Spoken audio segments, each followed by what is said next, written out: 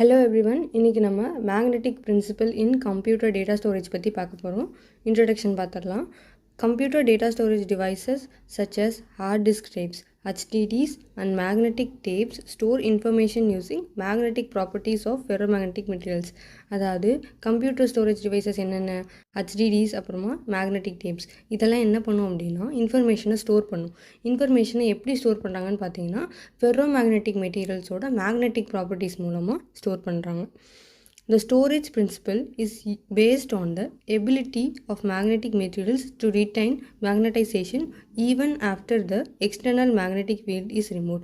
அதாவது இந்த storage principal எதை பேஸ் பண்ணியிருக்குன்னு பார்த்தோன்னா அந்த மேக்னெட்டிக் மெட்டீரியல்ஸ் அதோட மேக்னடைசேஷனை ரீட்டைன் பண்ணி வச்சுருக்கனால தான். அதுவும் எக்ஸ்டர்னல் ஃபீல்டை ரிமூவ் பண்ணதுக்கு அப்புறமும் ரீட்டைன் பண்ணியிருக்கிறது தான் இதுக்கு மெயின் ரீசனே. இப்போது பிரின்சிபல் பார்க்கலாம். The magnetic storage principle states that digital information is stored in the form of magnetized regions on a magnetic field. அதாவது டிஜிட்டல் இன்ஃபர்மேஷன் எல்லாமே ஒரு மேக்னெட்டிக் ஃபீல்டுக்குள்ளே இருக்க மேக்னெட்டிக் ரீஜியன்ஸில் தான் ஸ்டோர் பண்ணுறாங்க. Binary data is represented as 1 and 0. 1 அப்படின்னா magnetization in one direction, 0 அப்படின்னா magnetization in the opposite direction. 1 மேலே கூடி இருந்துச்சு அப்படின்னா 0 அப்படியே ஆப்போசிட்டாக டவுன் சைடு இருக்கும். Magnetic recording medium பார்த்தோம் அப்படின்னா the storage medium is coated with ferromagnetic materials such as iron oxide, cobalt alloys, ferrites. அதாவது நம்ம ஸ்டோரேஜ் மீடியம் எல்லாம் எப்படி பண்ணியிருப்பாங்க அப்படின்னா அதுக்கு மேலே ஒரு கோட்டிங் கொடுத்துருப்பாங்க. அந்த கோட்டிங் எதால் மேடப் ஆயிருக்கு அப்படின்னு கேட்டிங்கன்னா ஃபெரோமேக்னெட்டிக் மெட்டீரியல்ஸ். என்னென்ன ஃபெரோமேக்னெட்டிக் மெட்டீரியல்ஸ் பார்த்தோன்னா iron oxide, cobalt alloys and ferrites. These material contains tiny magnetic domains.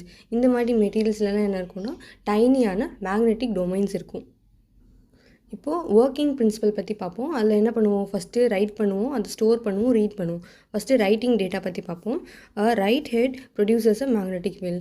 எழுதுறதுக்கு ரைட் ஹெட் அப்படின்றத ஒன்று யூஸ் பண்ண போகிறோம். இது ஒரு மேக்னெட்டிக் ஃபீல்டு ப்ரொடியூஸ் பண்ண போகுது. This field magnetises tiny regions of the disk surface. இந்த ஃபீல்டு என்ன பண்ணும் அப்படின்னா அந்த டிஸ்க் சர்ஃபேஸில் இருக்க சின்ன சின்ன ரீஜன்ஸ் எல்லாம் மேக்னடைஸ் பண்ணும். The direction of magnetization stores binary data. அது எந்த டைரக்ஷனில் மேக்னடைஸ் ஆகிருக்கோ அந்த விதத்தில் ஃபார் எக்ஸாம்பிள் ஒரு பர்டிகுலர் டைரக்ஷன்னா 1 இருக்கும், இல்லைன்னா அதுக்கு ஆப்போசிட்டாக இருந்துச்சுன்னா 0 இருக்கும். ஸோ இந்த மாதிரி பைனரி டேட்டாவை ஸ்டோர் பண்ணி வச்சுக்கும். Storage of data. Magnetised domains retain their orientation. Storage of டேட்டாவில் என்னது, நம்ம எந்த டைரக்ஷனில் கொடுத்தோமோ அது அதே டைரக்ஷனில் ஸ்டோர் ஆகிருக்கணும். அதுதான் நமக்கு தேவை. இப்போது மேக்னடைஸ் டொமைன்ஸ் எல்லாமே என்ன பண்ணியிருக்கோம், அதே எப்படி நம்ம ரைட் ஹெட்டில் எழுதி வச்சுருந்தோமோ அதே மாதிரி இருக்கும்.